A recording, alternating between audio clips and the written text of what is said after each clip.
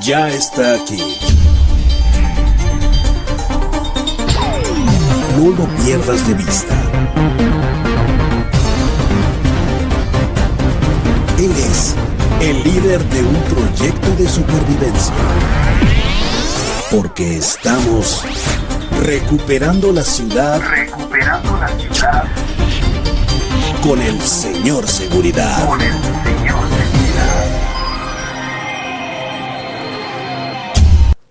El secuestro en México lleva más de 30 años arraigado. Ha tenido etapas donde se dispara, luego vuelve a bajar, luego medio se controla y vuelve a dispararse. Pero nunca ha sido erradicado totalmente. De hecho, ni siquiera podemos llegar a eso. Lo más que ha disminuido el secuestro es un 30%, 40%.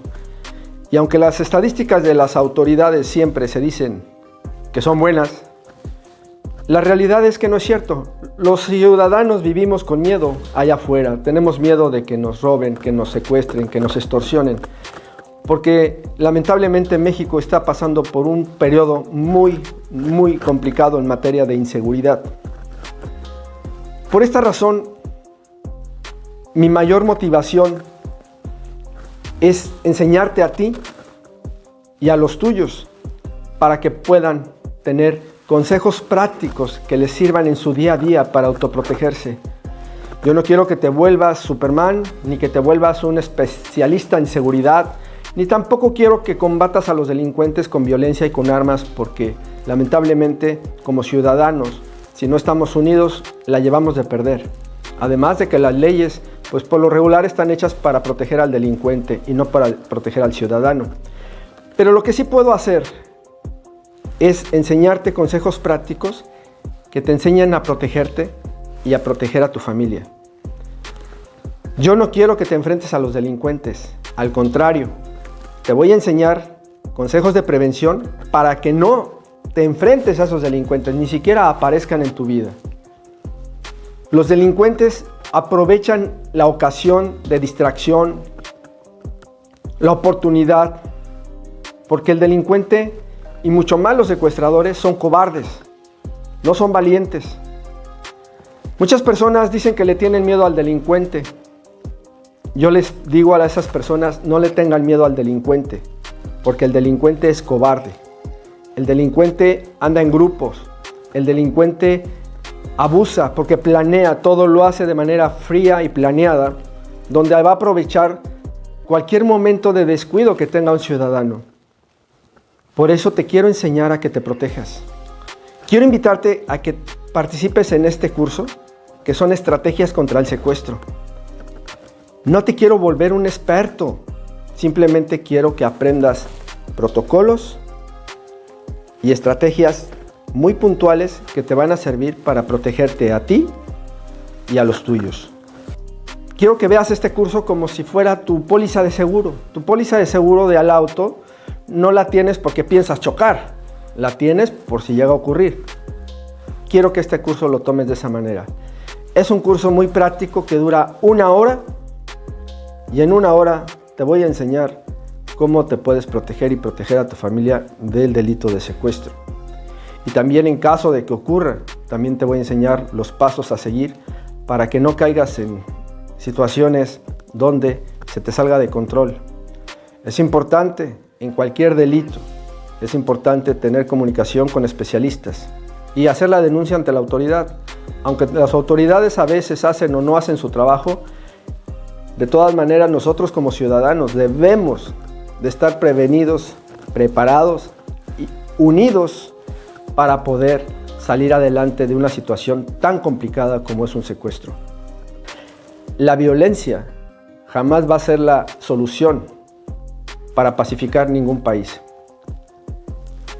Las estrategias, la unión, el conocimiento, eso sí nos va a permitir vivir en un mejor país, con tranquilidad y obviamente con mucha confianza de que no nos vamos a convertir en víctimas de la delincuencia. Espero que disfrutes este curso y muchas gracias por tu tiempo. Soy el señor Seguridad. Nos vemos muy pronto por ahí. Bye bye.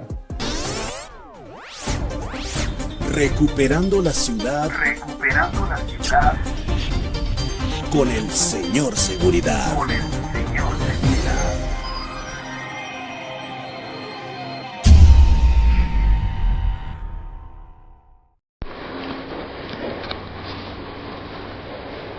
Bienvenidos amigos a este curso Estrategias para Prevenir Secuestros. Soy Julio César García, su amigo el señor Seguridad. ¿Qué vamos a ver en este curso? Primero que nada, vamos a ver, en el bloque 1, vamos a ver la introducción y conceptos clave. En el bloque 2, veremos modalidades de secuestro y técnicas para prevenirlos. En el bloque 3, veremos protocolos de actuación y soporte. Y en el bloque 4, va a haber una sesión de preguntas y respuestas, que aunque este video está grabado, hice una relación o una lista de preguntas frecuentes que por lo regular en el tiempo que llevo dando clases, tanto a ciudadanos como a autoridades, pues son las preguntas más frecuentes que me han hecho y están en una lista para que ustedes las tengan y también puedan tal vez aclararle más dudas. De cualquier manera, no se olviden estar conectados a través de nuestro grupo de WhatsApp para que cualquier duda o sugerencia o asesoría que requieran, con muchísimo gusto puedo ayudarles.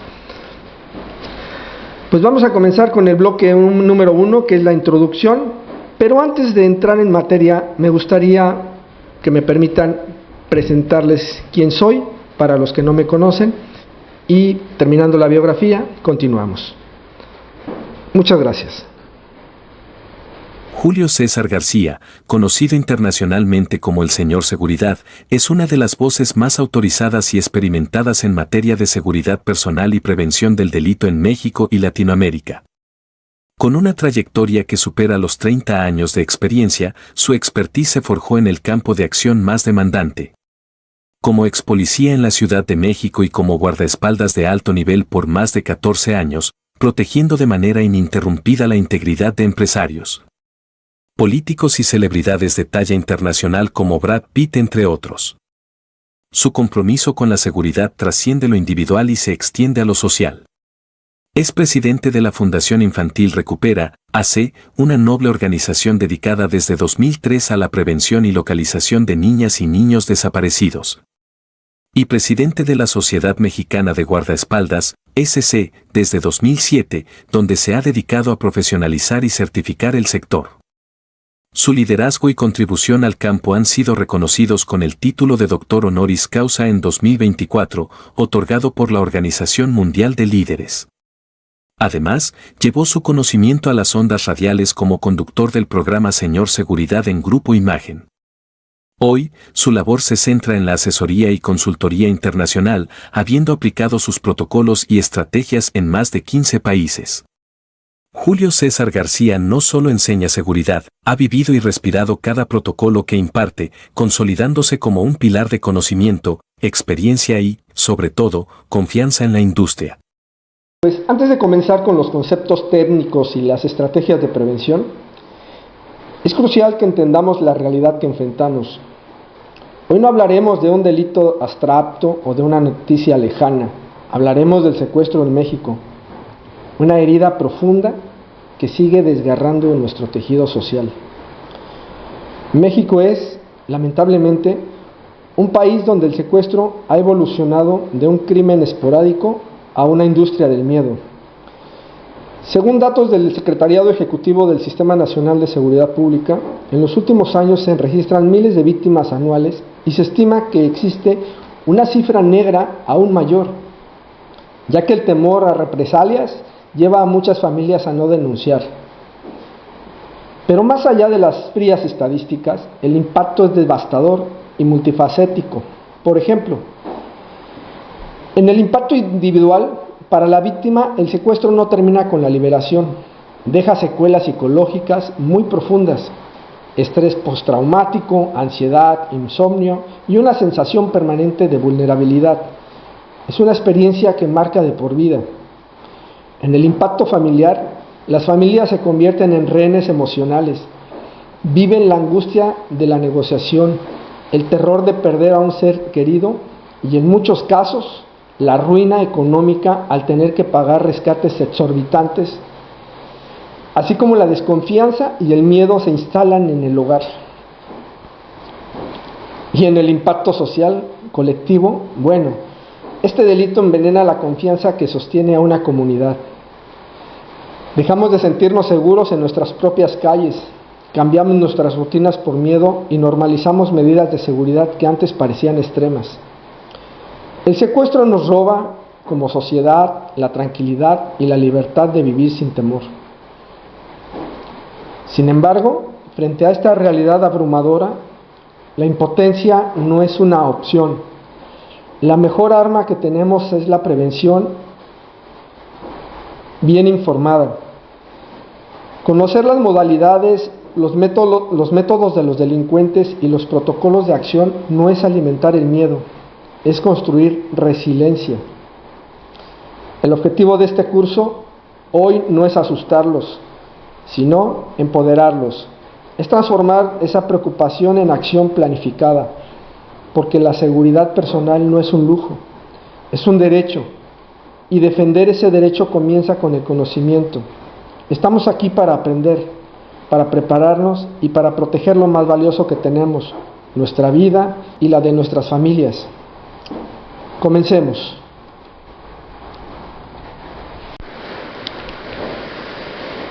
Definición de secuestro y panorama actual. ¿Qué es el secuestro?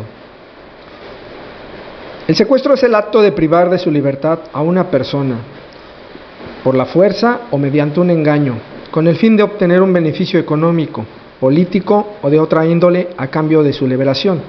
Es decir, que siempre, para que se cumpla la modalidad de secuestro, debe de haber una exigencia de por medio. Es un delito que atenta contra la libertad individual y la integridad física y psicológica de la víctima. El panorama actual, contexto global. Según reportes de la ONU y de organizaciones ONG, el secuestro es un delito global, pero su prevalencia y modalidad varían enormemente por región. Países con conflictos armados o alta actividad del crimen organizado como México suelen reportar las tasas más altas. Un ejemplo internacional: en algunas regiones de México y Colombia, aunque en Colombia ha disminuido notablemente, así como en Venezuela, Nigeria y Filipinas, el secuestro tradicional para la extorsión de grandes sumas sigue siendo una amenaza significativa vinculada al narcotráfico y a las guerrillas. ¿Cuál es la tendencia mundial? El secuestro express y sobre todo el secuestro virtual, cibersecuestro, está experimentando un crecimiento explosivo a nivel global debido a su bajo riesgo y alta rentabilidad para los delincuentes. En el contexto nacional, en México, los secuestros de niñas, niños y adolescentes que han tenido lugar entre enero de 2015 y febrero de 2025 en México han sido mayormente secuestros extorsivos, el 88.1%.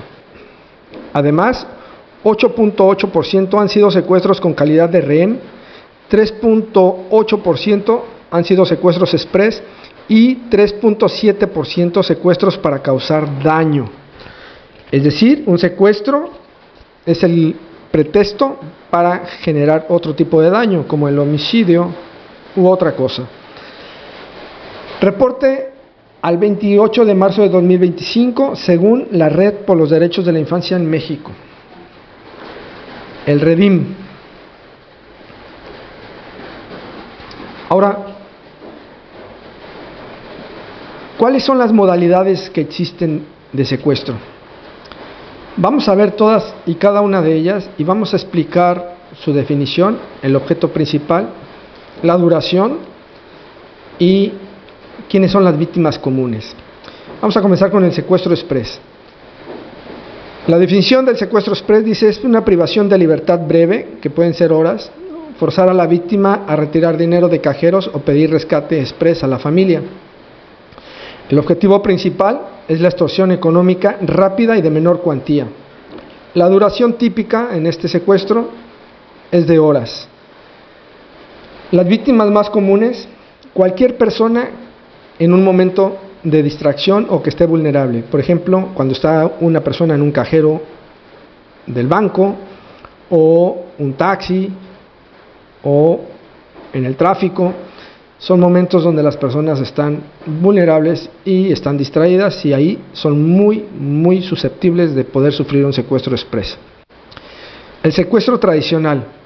La definición del secuestro tradicional dice que es la privación de libertad prolongada, ya sea días, meses. La víctima es escondida y se negocia un rescate sustancial. El objetivo principal, por supuesto, es la extorsión económica grande y planificada. Grande, me refiero a montos grandes. La duración, pues pueden ser días, semanas o meses. Las víctimas más comunes, pues las personas en general, o familias de alto poder económico, que pueden ser ejecutivos, empresarios, comerciantes, emprendedores, youtubers, personas públicas, pueden ser cualquiera de ellos. Secuestro virtual, lo que son ciberdelitos. No hay una privación física real, el delincuente mediante engaño, ya sea a través de una llamada o de un mensaje, simula haber secuestrado a un familiar para provocar el pago inmediato. El objetivo principal, obviamente, es una extorsión psicológica para obtener dinero rápido. La duración típica, pues puede durar minutos u horas, según la duración de la estafa. ¿Quiénes son las víctimas? Pues normalmente son los padres o abuelos que les dicen que secuestraron a su hijo o que secuestraron a su nieto. Sin embargo, también se ha dado este tipo de delitos con amigos o familiares que son lejanos, pero de alguna manera pues ocupan hoy con la inteligencia artificial voces clonadas y parece ser que sí es el familiar, y entonces las personas pagan. Y otra modalidad que tenemos es el secuestro parental, que es la definición de este secuestro, es la sustracción de retención ilegítima de un menor por parte de uno de los padres, un abuelo o un familiar, sin el consentimiento del tutor legal. El objetivo principal no es económico, suele ser por venganza, custodia o alineación parental. La duración típica, bueno, pues aquí dura todo el tiempo que se lleve el asunto legalmente, así es que puede durar meses o años. Las víctimas más comunes en esto pues son los menores de edad que están en procesos de divorcios conflictivos.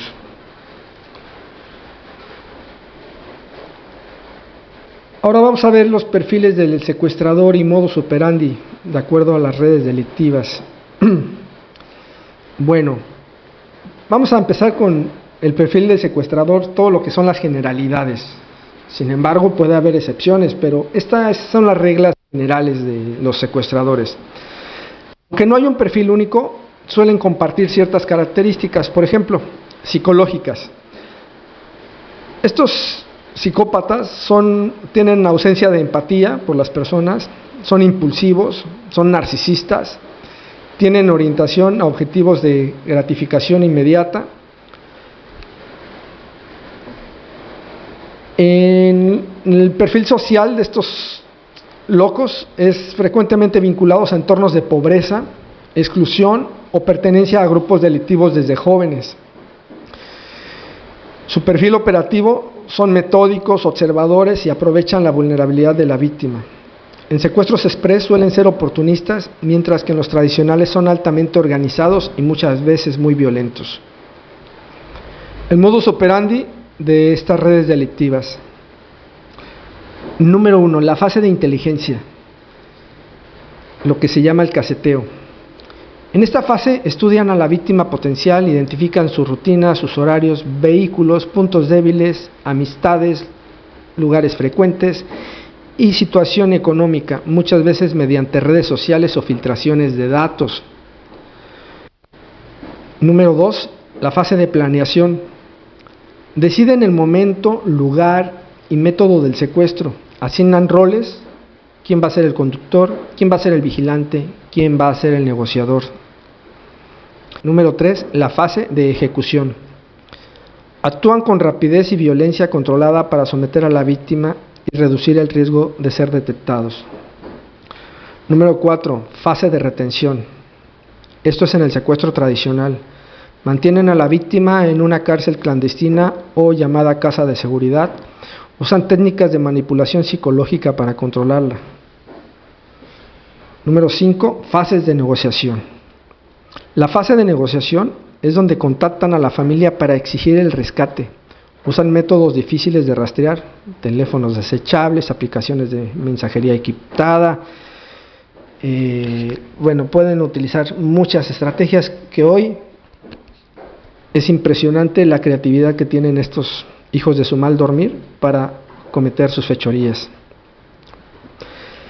Y en la fase 6, que es la fase de liberación o abandono, pues una vez que reciben el pago, normalmente las víctimas son abandonadas en un lugar público, puede ser una plaza, un parque, o también a veces los abandonan en zonas desoladas, y otras veces pues los dejan en un lugar donde puedan tomar un taxi, para que ellos puedan tomar el taxi y que los lleven a su casa, y muchas veces las víctimas llegan por sus propios medios a su casa. Pero si en la fase de liberación, si el secuestrador considera que es muy alto el riesgo de que los puedan detener, lo más grave ahí es que no se vuelve a saber nada de la víctima y obviamente tampoco de los secuestradores. Y esos casos han pasado demasiados en México. Ahora, un gran número de personas, de familias en México y en el mundo,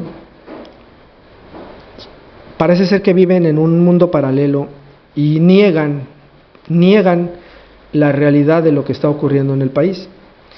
Entonces, esta información que te voy a compartir es para que tú hagas conciencia de que esto nos puede pasar a cualquiera. No deseo que te pase a ti, por supuesto, no deseo que me pase a mí, pero, a ver, si tú estás en la playa caminando y tú no te quieres mojar, solamente quieres caminar por la playa, pero de repente viene una ola muy grande y entonces la ola es tan grande que se sale un poco más allá del límite y te salpica o te moja los pies o te moja mucho más arriba de la cintura. Tú no querías, tú pensabas que no te iba a pasar, pero pasó. Si tú estás cerca del mar, puede pasar. ¿Qué te quiero decir con todo esto? Si tú estás en un país donde hay secuestros, te puede pasar. A ti o a mí, o a cualquiera. Entonces, ¿cómo combatir la negación? El famoso "a mí no me va a pasar". La negación es un mecanismo de defensa psicológico que nos hace subestimar los riesgos personales. Es el mayor enemigo de la prevención. Aquí te voy a compartir una información para que la compartas también con tus familiares, con tus amigos. Estas son estrategias para combatir esa negación y que no dejemos nada al azar. Número 1, concientización con datos reales. Muéstrale a tus amigos o a tus familiares estadísticas locales y testimonios para que ellos vean que es un delito que no discrimina por clase social, género o edad. Si le pasa a otros, le puede pasar a cualquiera, incluso a usted o a ti. 2, normalizar la prevención. El marcar las medidas de seguridad no como una paranoia, sino como hábitos de vida inteligentes y responsables. Igual que usar el cinturón de seguridad o tener un extintor en casa, es mejor tenerlo y no necesitarlo que necesitarlo y no tenerlo. Así es lo mismo, la prevención para el secuestro es mejor tener información que no tenerla. Es mejor tener protocolos que no tenerlos. Número 3, enfoque en el amor propio y la protección familiar. Aquí debemos de redirigir el pensamiento. No se trata solo de que no me va a pasar a mí, sino de estoy haciendo todo lo posible para proteger a mis hijos y a mi familia. La responsabilidad hacia los seres queridos es un motivador muy poderoso para trabajar la prevención. Número 4, hacer ejercicios prácticos y preguntas directas. Por ejemplo, plantear escenarios hipotéticos realistas. ¿Qué harías si diciendo que tienen a mi hijo? ¿Tu familia tiene un plan? Esto fuerza a la audiencia y a las personas a confrontarse mentalmente sobre la posibilidad y darse cuenta de que no estamos preparados muchas veces. Y número 5, empoderamiento. Transmitir el mensaje de que el conocimiento y la preparación quitan el miedo y devuelven el control. Aprender a prevenir no es vivir con miedo, es vivir con confianza y tranquilidad. Pues estimados amigos, hemos terminado el bloque 1. Espero que esta información te empiece a hacer conciencia, te empiece a llevar al estado de empoderamiento donde no tengas miedo, al contrario, tengas información y te permita dar los pasos cada vez más, hacer planes, protocolos para prevenir cualquier situación de este delito o de otros que pongan en riesgo tu vida o la de tu familia. Recuerda que la información es bien importante, pero de nada sirve que tengas mucha información si no la aplicas. Lo más importante es que tengas información y que lleves a la acción métodos y protocolos que puedan ayudarte a prevenir este delito. Nos vemos en el siguiente bloque. Muchas gracias. Recuerda que si tienes algún comentario puedes dejarlo en la parte de comentarios, valga la redundancia, para que pueda también estar en contacto contigo. Gracias. Continuamos con el bloque número 2, donde vamos a ver ahora modalidades de secuestro y técnicas de prevención.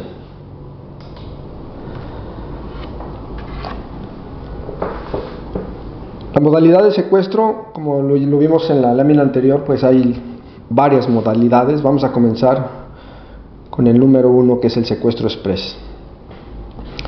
Dice, el objetivo es que el participante identifique los escenarios de alto riesgo para un secuestro express y aplique protocolos específicos de prevención. ¿Qué es el secuestro express? Es la privación de la libertad de una persona por un periodo corto, que puede ir de unas horas a un máximo de 48 horas, con el único objetivo de obtener una extorsión económica inmediata y de menor cuantía. Las características claves de este secuestro express son que es un hecho violento y rápido. Los delincuentes actúan con brutalidad para someter rápidamente a la víctima. No planifican mucho, suelen ser oportunistas, buscan blancos fáciles en momentos de distracción. El rescate express: forzan a la víctima a vaciar sus cuentas en cajeros o piden una cantidad accesible a la familia para pagar de inmediato. Los puntos de riesgo críticos y casos reales donde se han cometido secuestros express son los cajeros automáticos. Es el punto número 1 de riesgo. ¿Por qué? Pues porque la víctima está distraída contando dinero o es predecible de que lleva efectivo. Ejemplo de casos: personas que son sorprendidas dentro del auto, en la fila del cajero o al salir de él. También las vías rápidas y puentes peatonales. ¿Por qué? Porque son los embudos del tráfico, como el periférico o el viaducto en la Ciudad de México. Permiten que se acerquen a bloquear el auto y subir por la fuerza. Técnica: pintar el auto, golpearlo levemente para que bajes y luego secuestrarte. Taxis no oficiales o de aplicación fraudulenta. En la Ciudad de México hace algunos años, hace unos 15 años, comenzó esa modalidad de que arriba de los taxis, pues secuestraban, el famoso secuestro express, hacían el secuestro express a las personas, las llevaban a los cajeros y si el dinero no era suficiente para ellos en el cajero y veían que la víctima tenía posibilidades de darles más, pues entonces presionaban a la familia para que les dieran cantidades que no fueran tan elevadas, pero que sí se las pudieran pagar en pocas horas. ¿Por qué? Dice, el delincuente controla el vehículo y el destino. Puede haber cómplices esperando en una ruta preestablecida. Caso: usar aplicaciones clonadas o vehículos que simulan ser de Uber o Didi. Y esto es muy recurrente con lo que llamamos los taxis piratas. Recuerden que en México se clonan todo tipo de vehículos, hasta las patrullas son clonadas. Imagínense lo que pasa con los vehículos de servicio público. Hay que tener cuidado. Hoy también con las aplicaciones de Tinder y todas esas aplicaciones de citas, ha habido muchísimo secuestro express por esta razón de que la gente está vulnerable y está confiada de que nunca me va a pasar a mí. Hay que recordar eso siempre. Prevención y protocolos activos para prevenir el secuestro express.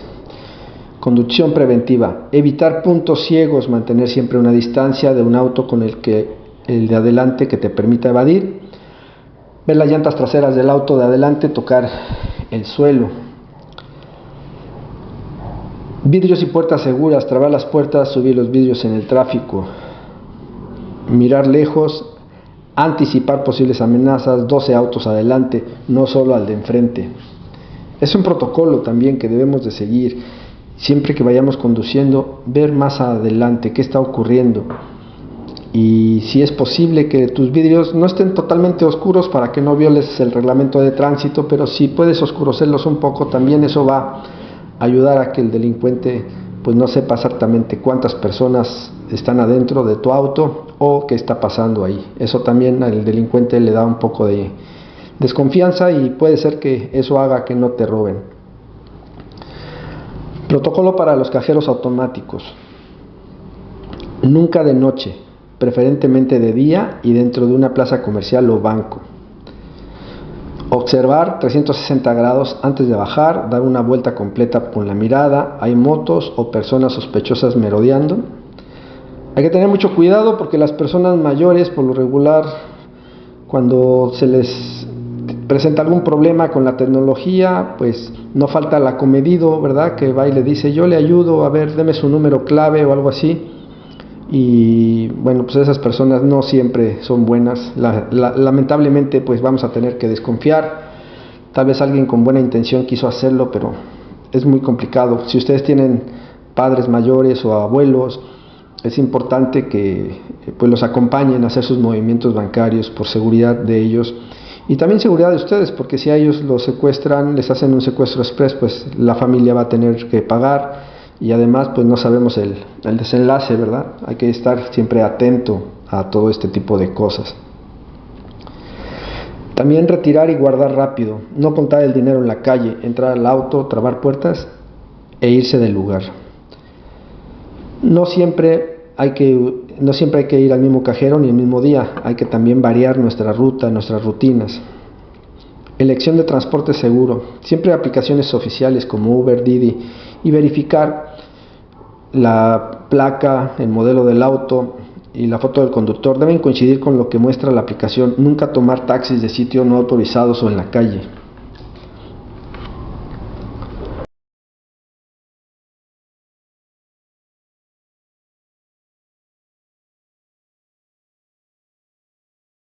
Luego vamos a hablar del secuestro virtual o el cibersecuestro. El objetivo es que el participante reconozca la estafa del secuestro virtual y proteja su información digital para no ser un blanco. ¿Qué es? Pues es la estafa del miedo. Definición: es un delito de extorsión psicológica donde no hay secuestro real. El delincuente, mediante una llamada telefónica, simula haber secuestrado a un familiar, usualmente un hijo, y exige un pago inmediato para liberarlo. Modus operandi: ingeniería social. Investigan a la familia a través de redes sociales, saben los nombres de los hijos, la escuela, etc. La llamada, suena el teléfono, se escuchan gritos de fondo grabados, una voz angustiada dice: «Mamá, ayúdame». Luego un sujeto violento exige dinero en un plazo corto, de 30 a 60 minutos, y prohíbe colgar o avisar a la policía. La C, explotan el pánico. El objetivo es que la víctima entre en pánico y actúe sin pensar. Bueno, este secuestro creo que lo hemos escuchado tantas veces en México a diferentes personas que les ha ocurrido y parece ser que no comprendemos a veces que los delincuentes son muy ingeniosos. Y hoy con la inteligencia artificial es muy fácil que clonen tu voz, es muy fácil que clonen una imagen, es muy fácil que hagan un video que se vea real, con tu voz, con tu rostro, y puedas estar pidiendo en ese video ayuda, y entonces tu familia va a caer. Hay que tener mucho cuidado con eso, por eso hay que establecer códigos de comunicación que sean palabras clave para que entonces nosotros podamos saber si eso es real o no es real, porque de otra manera pues no sabemos qué está pasando realmente.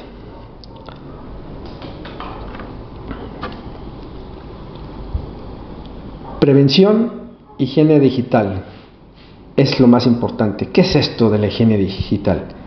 Pues es configurar de manera privada tus redes sociales. Las cuentas deben ser privadas, solo amigos y familiares reales. Cuando tú tienes muchos seguidores en Facebook, en Twitter, en YouTube, a donde sea, no son tus amigos, son seguidores, son personas que te están viendo, pero no son tus amigos.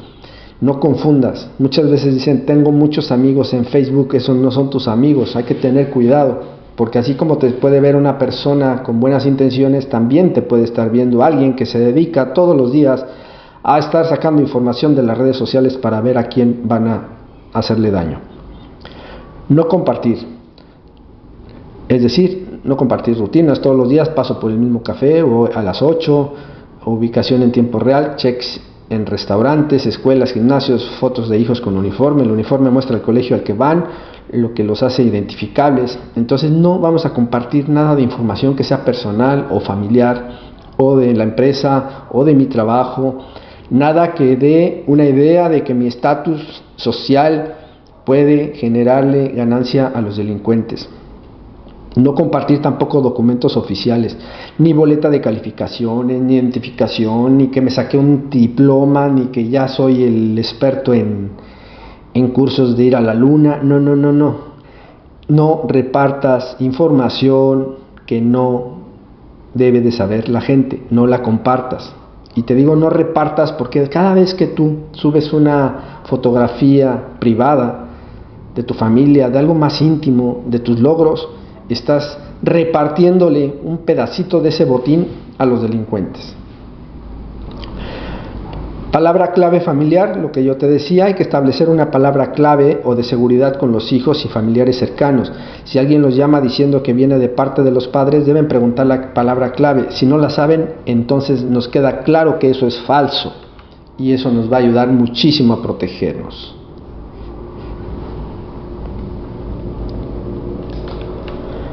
El secuestro parental. Objetivo de este secuestro es diferenciar esta modalidad y destacar que es un problema legal y familiar. ¿Qué es? Es la sustracción o retención ilegal de un menor por parte de uno de los padres, un abuelo o un familiar sin el consentimiento del otro tutor legal y en violación de los acuerdos de custodia. Aclaración, no es con fines económicos sino emocionales y de poder dentro de un conflicto familiar.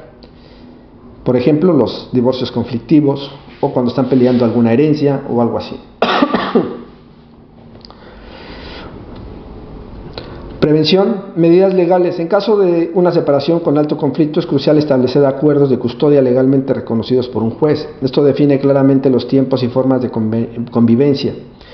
Protocolos de comunicación, mantener una comunicación clara y documentada a través de mensajes de texto o correos electrónicos sobre la entrega y recogida de los menores. Educar al menor, enseñarle al niño que no debe irse con ningún familiar, incluido el otro padre, sin la autorización expresa del tutor que lo tiene en ese momento. Este es un delito que se combate en los tribunales de la familia. La documentación legal es su mejor herramienta de prevención.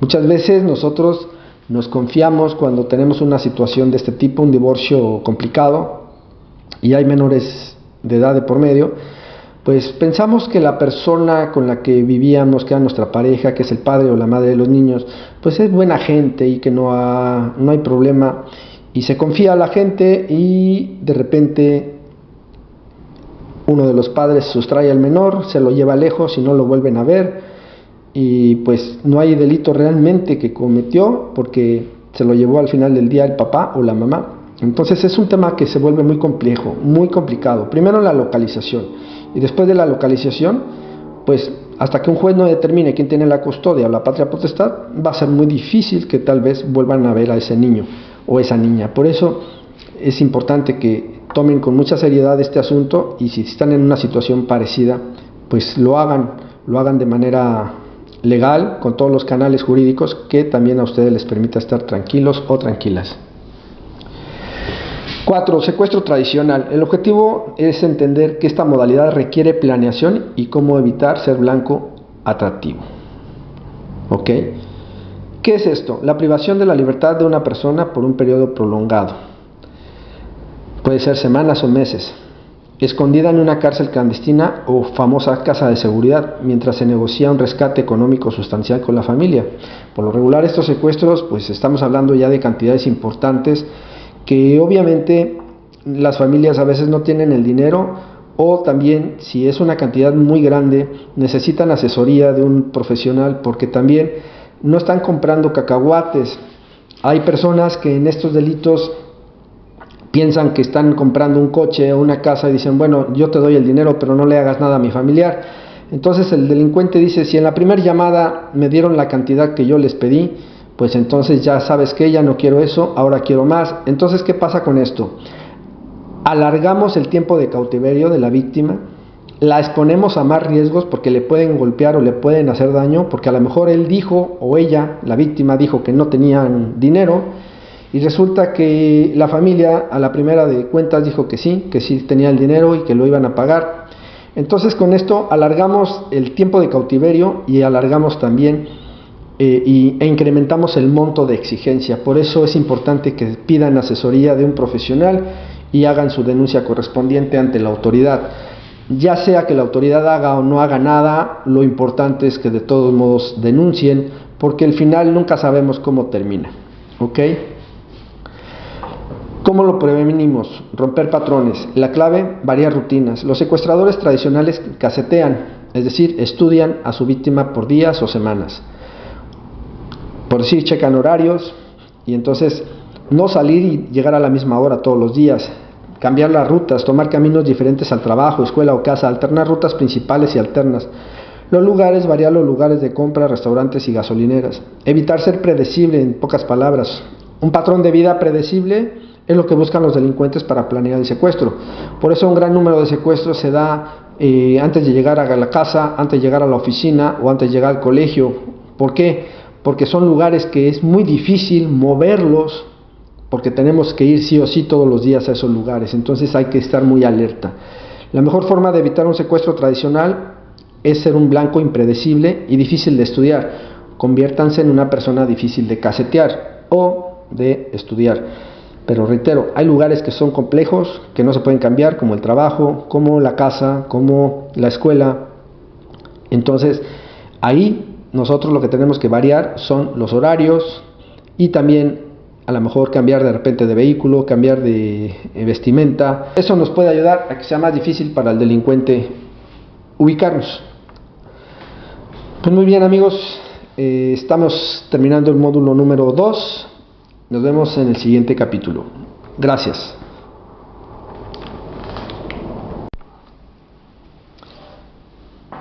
Vamos a comenzar, amigos, el bloque 3, protocolos de actuación y soporte. Bueno, lo más importante ante una situación de secuestro es siempre que las familias hayan creado previamente un plan. Lamentablemente, un gran porcentaje de la población en México pues no tiene un plan de seguridad. El objetivo de este plan de seguridad es proporcionar a las familias una herramienta práctica y accionable para responder coordinadamente ante una emergencia. ¿Qué es y por qué es vital? Un plan familiar de seguridad es un protocolo preestablecido y practicado por todos los miembros de la familia para saber exactamente qué hacer, cómo actuar y a quién contactar en caso de una emergencia, ya sea una extorsión, un secuestro virtual, la desaparición de un integrante o un secuestro tradicional. La analogía dice, es como el plan de evacuación en caso de incendio en un edificio. Todos deben saber hacia dónde correr y qué hacer. Aquí todos deben saber cómo comunicarse y cómo reaccionar. Para eso sirve un plan familiar de seguridad. Vamos a ver los pasos concretos, cómo crearlo. Número 1. Establecer el punto de encuentro y el contacto de emergencia. Es decir, designar a un familiar o a un amigo que viva en otra ciudad como el contacto central de emergencia. En una crisis local, su línea telefónica estará menos saturada y podrá coordinar comunicaciones. También establecer un punto de encuentro físico seguro. Por ejemplo, por cualquier situación, si en la familia nos separáramos, la casa del familiar que vive en la colonia tal, ahí nos vamos a reunir en ese lugar. Entonces ya sabemos que ahí es el punto de reunión. Por si fallan las comunicaciones. Por ejemplo, cuando han sido los sismos en México, pues las comunicaciones se dañan y muchas veces, pues al no tener un plan, un familiar anda buscando al otro porque no hubo un plan de comunicación previo y en lugar de ayudarse, pues se complica más la situación. En estos casos es lo mismo. Número 2, palabras clave o códigos de emergencia. ¿Qué son las palabras clave? Son palabras o frases preacordadas que parecen normales en una conversación, pero que alertan de una emergencia sin que el delincuente se dé cuenta. Vamos a ver algunos ejemplos de uso. Código de peligro inminente. Por ejemplo, si una víctima es forzada a hacer una llamada, puede decir: ¿puedes darle de comer al perro? Se llama Firulais. La familia sabe que no tiene perro o que no se llama así y que significa que la llamada es bajo coerción, es decir, la están obligando, la están presionando. Código de verificación. Para evitar secuestros virtuales. Si reciben una llamada sospechosa, pueden preguntar ejemplos como este: ¿cómo está la tía Margarita? Si la persona responde: está bien, sigue de vacaciones, obviamente es una mala respuesta porque a lo mejor la tía Margarita ya hasta falleció hace años. Entonces ahí nos queda claro de que es una estafa.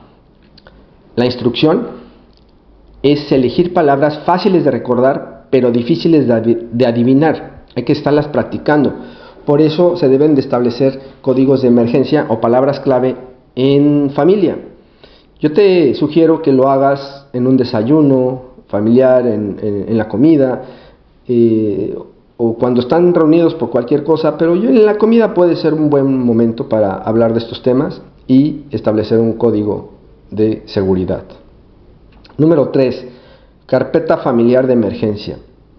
Es bien importante mantener una carpeta física y también en digital, en la nube, con una contraseña que también toda la familia tenga acceso y sepa que está, con fotografías recientes de alta calidad de todos los miembros, copias de actas de nacimiento, CURP, INE, pasaporte, licencia, todos los documentos que sean importantes para ustedes, huellas digitales de cada miembro de la familia, tipo de sangre, alergias, señas particulares, cicatrices lunares.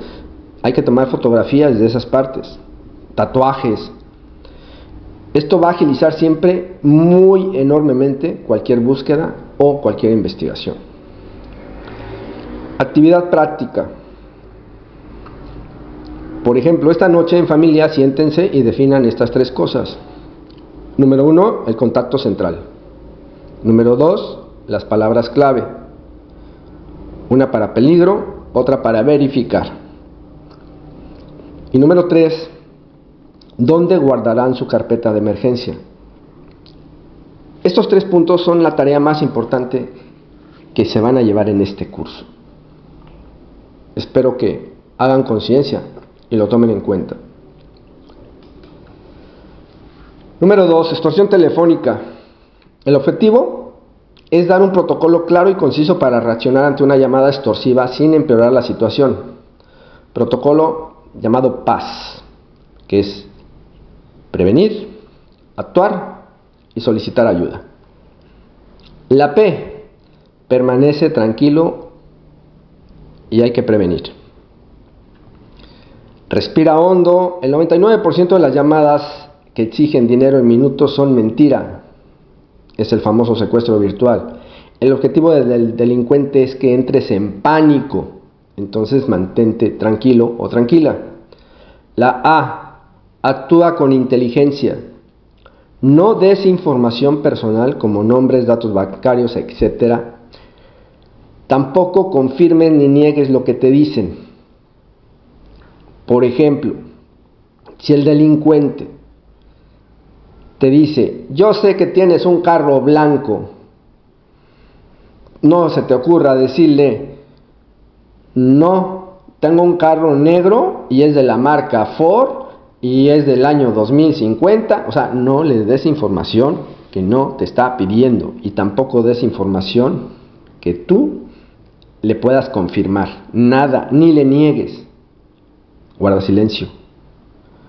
No confirmes ni niegues lo que te dicen. Di una frase neutra como: ¿qué quieres que haga para ganar tiempo? ¿Qué quieres que haga? Es en pregunta. Y no es como un reto al delincuente, simplemente ¿qué quieres que haga? Que él te vaya indicando, pero no le confirmes nada ni le niegues. Usa tu palabra clave para intentar verificar si es real. Por decir, si ya tienes una palabra clave establecida con tu familia, entonces le puedes decir: ok, comunícame con la persona, o pregúntale dónde está la tía Pancha.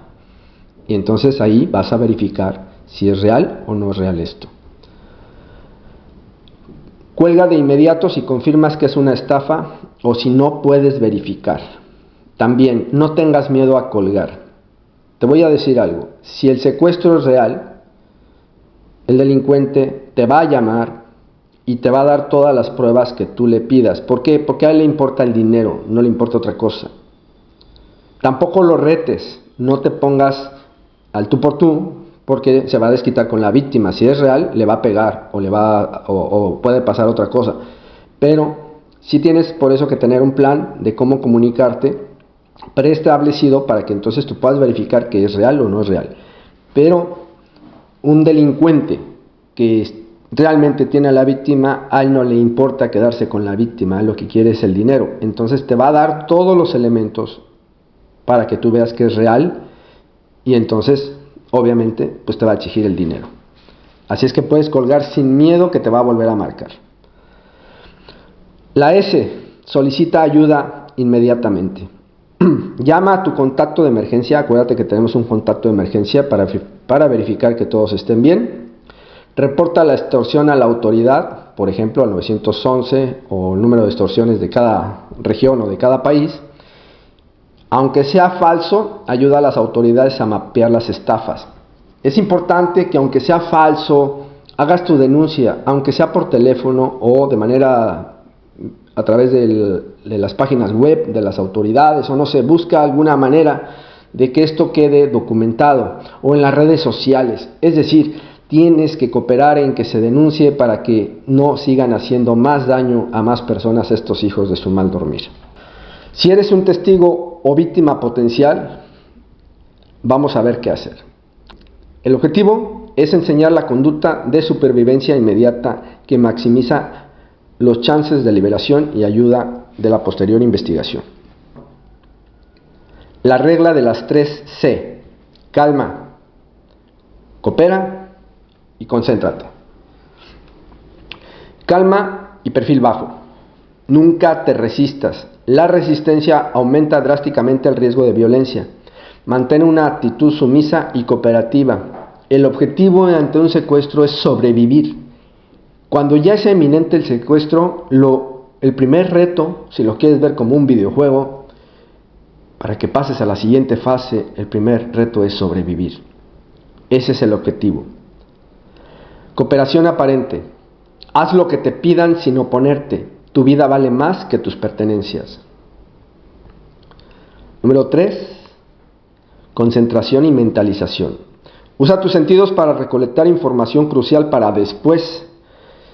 Con la vista, ojalá puedas tener oportunidad de tener número de placas, color y modelo de vehículo, rasgos distintivos de los agresores, estatura, cicatrices, tatuajes, tipos de ropa, armas, cuántos son. En el oído, pone atención, nombres, apodos, muletillas, acentos o modismos, sonidos de fondo, trenes, iglesias, aviones, perros, vacas, pájaros, campanas de una iglesia. Todo eso, escucha con mucha atención. En el olfato, olores particulares. Huele a gasolina, hay químicos, hay humedad, huele a comida, huele a perfume, huele a excremento de vaca. ¿A qué huele el ambiente? Y kinestesia. Intenta mentalizar los giros y el tiempo del trayecto para estimar la ubicación. Reitero, intenta mentalizar los giros y el tiempo de trayecto para estimar la ubicación en caso de que seas víctima de un secuestro. Protocolo posterior al evento y soporte psicológico. Establecer una orden de acciones claro para el caos posterior a una liberación y destrozar el estigma sobre la salud mental. Es decir, un protocolo post-evento es nuestra hoja de ruta. ¿A quién contactar primero después de un evento? El orden es crucial. Pon atención en esto, por favor. Número 1. Si ya fuiste liberado, ve al lugar más seguro y cercano. Puede ser una tienda, un puesto de policía, o pide contactar con la fiscalía especializada, no con la policía municipal. Ellos deben de ser los primeros en tomar tu declaración oficial. Entonces busca una autoridad, ¿ok? Si ya fuiste liberado. La mayoría de las víctimas, obviamente, si tienen la posibilidad y se van en un auto o se van por sus propios medios, se van a su casa con su familia. Por eso es importante que tengan grabado el teléfono de algún familiar o de la persona del contacto de emergencia, que ese sí lo tengas grabado, no en tu celular, en tu mente, por cualquier situación. Y este teléfono le puedes llamar también para que avisen a los demás. Pero es importante que notifiques a la autoridad una vez que seas liberado o que sea liberada la víctima, que si es tu familiar. Contacto de emergencia. Una vez a salvo con las autoridades, llama a tu contacto central. Vuelvo a lo mismo. El contacto central designado en el plan familiar. Ellos activarán la red. Equipo de crisis. Si la familia tiene un abogado, un consultor de seguridad o un equipo de crisis precontratado, el contacto central se encargará de avisarles. Su rol es manejar logística, comunicación con prensa y negociaciones, liberando a la familia para que se enfoque en la recuperación.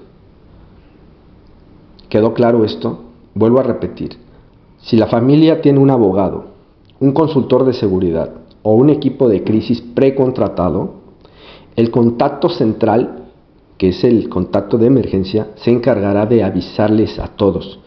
Su rol es manejar la logística, la comunicación con la prensa y también las negociaciones, liberando a la familia para que se enfoque en la recuperación.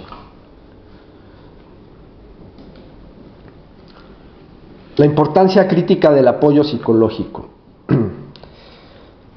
El impacto. Por ejemplo, un evento de esta naturaleza no solo lesiona el cuerpo, deja una herida invisible en la mente, es completamente normal desarrollar estrés postraumático, ansiedad, depresión, insomnio o ataques de pánico. También se dan muchos casos donde las víctimas llegan con el famoso síndrome de Estocolmo, donde ya no quieren denunciar, no quieren dar al principio mucha información, porque sienten cierta gratitud o aprecio por los secuestradores. En algunos casos que me ha tocado atender directamente, las víctimas pues refieren que sus secuestradores les defendían o les daban de comer bien, o si eran mujeres pues evitaban que los demás las quisieran tocar o violar. Entonces creaban un sentimiento de gratitud y hasta cierto punto de admiración por esa persona que les protegió. Y eso hacía que muchas veces fuera muy difícil sacarles más información a las víctimas, porque en su estado de sobrevivencia en el cautiverio, pues la única persona que en ese momento le apoyaba era ese delincuente. Entonces las personas pues realmente a veces tienen, las personas en general tenemos un sentimiento de gratitud con aquel que nos ayuda, pero no se nos olvide que esa ayuda pues era simulada y además era conveniencia, porque pues al final del día al secuestrador lo que le importa es el dinero, no le importa la víctima. Si le hubiera importado la víctima, pues no la hubiera secuestrado. Entonces hay que romper estos estigmas. Buscar ayuda psicológica no es signo de debilidad, es un acto de valentía y fortaleza. Es como ir al médico después de romperte un brazo. La mente también necesita rehabilitarse, y no solamente la mente, sino también todas tus emociones que se generan obviamente con la mente, pero también con los recuerdos de todas las emociones que viviste, y esos malos tratos o buenos tratos, o todo el trama del secuestro, desde el levantón hasta los días en cautiverio, y todos esos momentos hacen que las personas tengan que buscar ayuda psicológica. El proceso de la terapia ayuda a procesar el trauma de manera controlada y segura. Aprender a herramientas para manejar la ansiedad y los flashbacks. ¿Qué son los flashbacks? Bueno, esos momentos o esos flashazos de recuerdos que nos llegan a la mente. Reintegrarse a la vida cotidiana sin que el miedo controle todo. Aunque esto es muy difícil al principio, si tú has sufrido esto o has tenido un familiar o un amigo que fue víctima de secuestro, no lo presiones, no le critiques, no te enojes. Es muy difícil para las personas sacarse esos malos recuerdos, y mucho más para algunas personas que pues en su vida nunca pasaron algo parecido, ni siquiera tenían vínculos con temas de seguridad o con temas legales. O sea, personas muy pasivas, muy pacíficas, muy fresas, diría yo. No es que sean tontas o que sean malas. Todas las personas tenemos un proceso diferente de asimilar las cosas, y por eso debemos de ser empáticos, respetuosos, darle su tiempo a cada uno y apoyarles, porque el secuestro no solamente daña a la víctima, todo su entorno social y familiar también está dañado. Todas las personas que quieren a esa víctima, todas las que lo aprecian, también se van a ver afectados. Y hasta los que no lo aprecian o que no tienen un trato directo, también empiezan a verse vulnerables, porque, por ejemplo, si a una persona la secuestran afuera de un colegio, pues los demás alumnos, aunque no hayan conocido a la persona que secuestraron, los maestros y los alumnos también se van a sentir vulnerables porque ellos están en ese mismo colegio. Entonces, esto afecta no solamente a la víctima y a su entorno cercano, sino a un entorno social muy amplio, porque eso nos pone a reflexionar que nos puede ocurrir a cualquiera de nosotros. Lo que siente en una reacción normal a un evento anormal. ¿Ok? Lo que siente es una reacción normal a un evento anormal. Así es que no tiene por qué pasarlo solo. La intervención temprana de un especialista marca una diferencia enorme en la recuperación a largo plazo.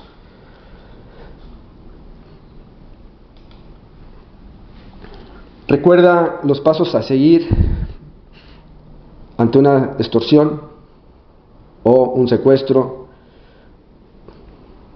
escuchar, colgar, verificar, reportar. Si es real el secuestro, el delincuente va a volver a marcar, pero trata de que antes de que te marque, verificar, o con otro teléfono pon a otra persona que verifique mientras tú a lo mejor vuelves a tomar otra vez la llamada. No te dé miedo no contestar. Si tú ya colgaste una vez, no te presiones. Puedes ocupar otro teléfono para marcar y verificar, y si verificas que realmente tu familiar no lo localizas, que no tienes forma de verificar todavía, que no te dé miedo el que no contestes.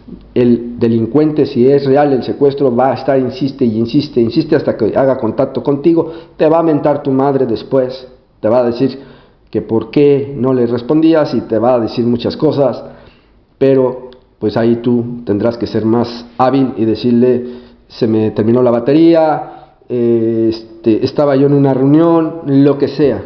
No lo confrontes, simplemente sé sumiso o sumisa y dile cualquier pretexto para que no lo confrontes, pero ese tiempo te va a servir para verificar y reportar o pedir ayuda. Número 2, si eres testigo o víctima, no resistir, mentalizar detalles y reportar después. Y número 3, después del evento, contactar a autoridades. Es bien importante que denuncies el contacto familiar o el contacto de emergencia que estipulamos, un equipo de crisis, que también puede ser la autoridad o puede ser alguien que tengas dentro de tu entorno, el abogado, el asesor de seguridad, no lo sé, eso lo tendrán que establecer desde antes la familia, y apoyo psicológico. Nadie puede salir de esta situación solo. El apoyo psicológico, lo recomendable es que sea un profesional, pero también que recibas mucho apoyo y amor de tu familia. Eso es más fuerte, ese es el apoyo psicológico más fuerte y el más importante. Así es que toma en cuenta todos estos consejos. Pues espero que este bloque te haya abierto un poquito el panorama de lo que es allá afuera y de lo que tienes que hacer. Y pues nos vemos en el siguiente bloque número 4, amigos. Muchas gracias. Bye bye. Bueno, amigos, hemos llegado al bloque número 4. Y este bloque vamos a ver algunos ejemplos de preguntas frecuentes y de algunas respuestas. Estas preguntas las saqué basado en la información que he obtenido a través de los años, donde muchas personas que pues he tenido la oportunidad de ayudar son las personas que me preguntan varias cosas, y de ahí pues elegí las que considero que son más importantes para este curso.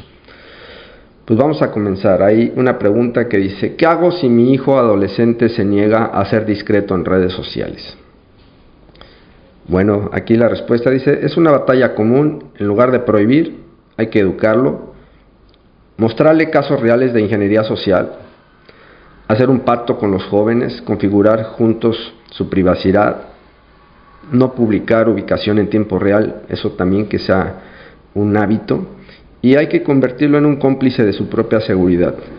Los jóvenes son muy inteligentes, son imprudentes porque todos hemos sido jóvenes y hacíamos cosas imprudentes cuando éramos más jóvenes todos, pero también porque no teníamos la orientación ni tampoco los tiempos que hoy estamos viviendo en México. Entonces es importante que hablemos con ellos y los vayamos guiando.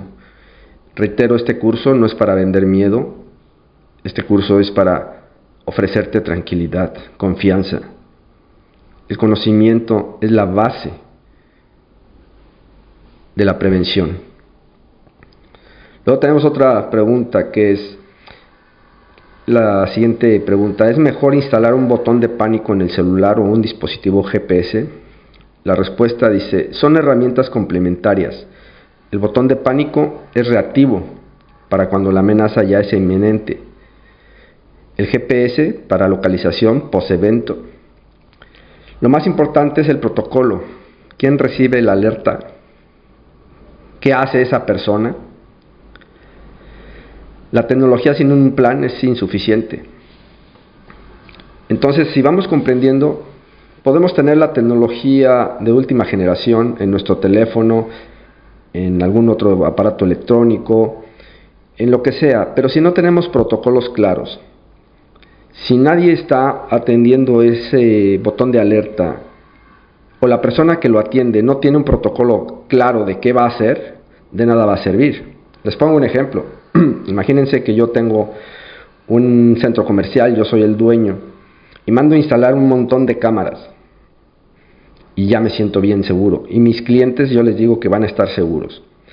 Pero resulta que todas las cámaras que yo puse, no capacité al muchacho o a la señorita que está vigilando las cámaras, el que está monitoreándolas. Y entonces se levanta al baño, se queda dormido, no pone atención suficiente, no tiene una técnica y una táctica para buscar cosas anormales en las cámaras, porque no ha sido capacitado. Entonces toda la inversión que yo tuve en cámaras, pues eso no sirvió para nada. Lo mismo ocurre con nosotros. Podemos tener un teléfono de última generación, un botón de pánico, aplicaciones de seguridad, lo que sea, pero si no establecemos los protocolos claros de qué va a pasar después de que yo active ese botón, entonces de nada va a servir. Por eso es importante establecer planes familiares de seguridad con responsabilidades muy concretas para que sepamos qué va a pasar una vez que oprimimos ese botón. Luego tenemos otra pregunta. Dice, ¿realmente funciona no resistirse? Eso suena muy pasivo. La respuesta es, no es pasividad, es supervivencia táctica. El objetivo en ese momento de un secuestro no es ganar, es sobrevivir. La resistencia aumenta exponencialmente el riesgo de perder la vida o de otra situación violenta. Usted gana sobreviviendo y luego proporcionando información crucial para el arresto de los delincuentes. Por eso es importante que tengamos conciencia de que esto no es para llenarnos de miedo, es para ser más objetivos. Cuando nosotros aprendimos a conducir vehículo, los que conducimos, o una motocicleta, las primeras ocasiones íbamos nerviosos y con mucho miedo. Pero hoy conducimos con tranquilidad, confiados. De hecho, podemos ir, aunque no es correcto, pero podemos ir hablando por teléfono, escuchando música, platicando, comiendo. Podemos hacer muchas cosas porque nuestro subconsciente ya se cargó de toda esa información y realmente es el que trabaja. Pero ya no lo hacemos con miedo. Ese miedo desapareció en el momento que tenemos confianza en lo que estamos haciendo porque lo aprendimos bien. Si ustedes hacen sus protocolos de seguridad y un plan familiar, créanme que no van a tener miedo porque ya todo lo tienen muy claro. Pero hay que invertirle tiempo y organizarse, delegar responsabilidades, delegar funciones, para que entonces toda la familia sepa qué hacer, cómo hacerlo y cuándo hacerlo. Otra pregunta es, ¿a qué autoridad debo llamar primero en caso de un secuestro? Dependiendo del país, pero por ejemplo en México, pues hay que llamar al 911 o al teléfono también 089, que deriva, seguramente los van a derivar a la Fiscalía Especializada de cada estado, porque en México el secuestro es un delito de fuero común. Sin embargo, pudiera ser que dependiendo la gravedad y dependiendo la persona y las circunstancias, pueda ser que también se involucre el gobierno federal, pero por lo regular cada estado tiene su área de secuestros en su fiscalía correspondiente, la Fiscalía Estatal, pero también, y lo tengo que decir, no todos los policías son malos, no todos los policías son buenos. Por eso necesitan ustedes tener un abogado o un asesor de seguridad de confianza para que los pueda orientar, pero sí hay que hacer, sí o sí, la llamada a la autoridad en su momento para hacer la denuncia, pero no hay que hacerla de manera no controlada porque podemos poner en riesgo también la vida de nuestro familiar. Dice, pero su primer llamado siempre debe de ser a su contacto de emergencia para verificar que en verdad es una emergencia y no una estafa virtual. Y luego sí, a las autoridades.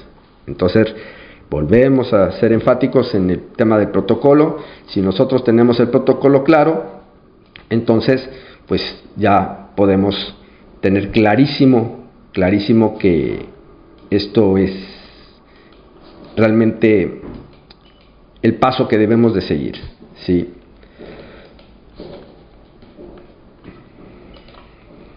Y como cierre y resumen final, vamos a ver los 5 puntos más importantes del curso, como a efecto de resumen.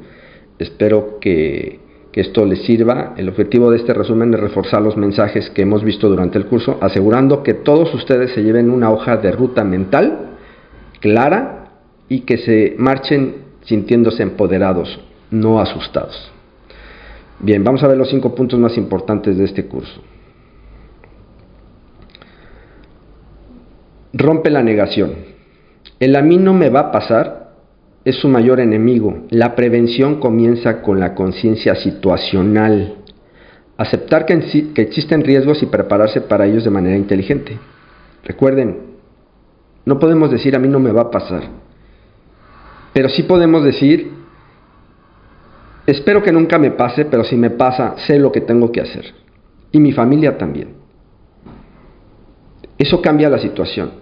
Es como cuando vas en el auto y sabes que hay posibilidades de que haya un accidente porque vas a exceso de velocidad o porque la carretera no está muy bien o lo que sea, pero en tu mente sabes que tienes una póliza de seguro que te cubre de todo daño. Entonces vas con más tranquilidad, asumiendo el riesgo, pero con tranquilidad. En cambio, si no tienes el seguro, vas con mucho miedo, porque si te pasa algo, dices, híjole, no tengo dinero, no tengo el seguro, si me pasa algo no sé qué voy a hacer, y es más probable que te pase porque el mismo miedo lo puede detonar.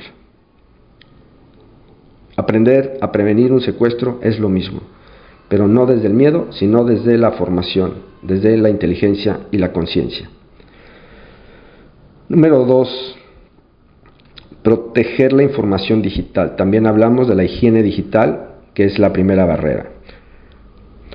Dice, revisar hoy mismo la configuración de privacidad de sus redes, eliminen rutinas y eviten compartir datos sensibles de sus hijos. Es la forma número 1 de prevenir secuestros virtuales. Y de verdad, jóvenes, si me están escuchando, por favor, de verdad, las redes sociales no son sus amigos. No son sus amigos. Más adelante van a encontrar un curso de ciberdelitos que también les recomiendo que lo escuchen. También aquí está en la lista de cursos que estoy impartiendo y van a ver qué tan vulnerables son cuando están en las redes sociales. Así es que tengan mucho cuidado con eso. Número 3, variar las rutinas. La imprevisibilidad es un escudo, es lo que nos protege. Cuando la gente no sabe qué vamos a hacer, ni dónde, ni a qué hora, eso es un escudo para nosotros. Tomar diferentes caminos, diferentes horarios. Hay que convertirnos en un blanco difícil de casetear o de estudiar para los delincuentes, que seamos impredecibles. Número 4, crear el plan familiar de seguridad, que ya lo hablamos, y esta es una tarea que debes de hacer sí o sí. Designar un contacto de emergencia, establecer una palabra clave y hacer una carpeta familiar para que la guarden, tanto en físico como en digital. De verdad, no lo dejen para después. Este plan es tan vital como un seguro de vida, se los puedo garantizar. Y número 5, no te resistas en caso de que ya te ocurra una situación de esta. Desgraciadamente no hay nada que hacer, ya está ocurriendo, entonces no te resistas, mentalízate, respira profundo y empieza a aplicar los protocolos de todo lo que ves, todo lo que hueles, todo lo que escuchas, todo velo registrando para que en algún momento esa información sirva para las autoridades y puedas después proporcionar la información, pero tú no te resistas, tranquilo, confía. Y si tú eres creyente en algo, también te quiero decir que en experiencia propia, también la fe tiene mucho que ver con la liberación de las personas. La fe de la víctima, la fe de la familia, la fe de las personas que están encargándose de la negociación, la fe de que las autoridades van a hacer lo contundente. Esto es un tema de fe. Así es que también el apoyo emocional y el apoyo espiritual también funciona. Y en esta situación de riesgo, la consigna siempre es supervivir, la supervivencia, ¿sí? Recuerda, perfil bajo, cooperar y usar todos los sentidos para recordar detalles cruciales. La vida es primero. Ahora, como el material de apoyo que les voy a compartir y como lo prometí, pues pueden descargar en este mismo curso un PDF que se llama Guía Alerta, que resume todos los protocolos que hemos visto y la plantilla editable del plan familiar para que la llenen más fácil. Así es que ya tienen las bases para que no me digan que esto es un pretexto y que por eso no lo van a hacer, ¿sí? Y también lo pueden descargar aquí en el curso. Y en algunos casos, posiblemente, si estás dado de alta en el grupo de WhatsApp, pues igual por ahí se los vamos a compartir, o en su correo electrónico, si es que lo tienen registrado también. Así es que no hay pretexto. Si no lo recibes, por favor, ponte en contacto conmigo, con mi equipo, para que te lo hagan llegar. Pues muchas gracias por su tiempo nuevamente. Ha sido un placer poder compartir esta información. Deseo de todo corazón que no solamente sea información que se quede en tu mente, sino que sea una información que a partir de hoy la empieces a aplicar en tu vida, que te cuides mucho, cuides a tu familia y recuerda que la seguridad la hacemos todos. Nos vemos en el siguiente curso o algún día por ahí nos encontraremos. Hasta pronto. Bye bye.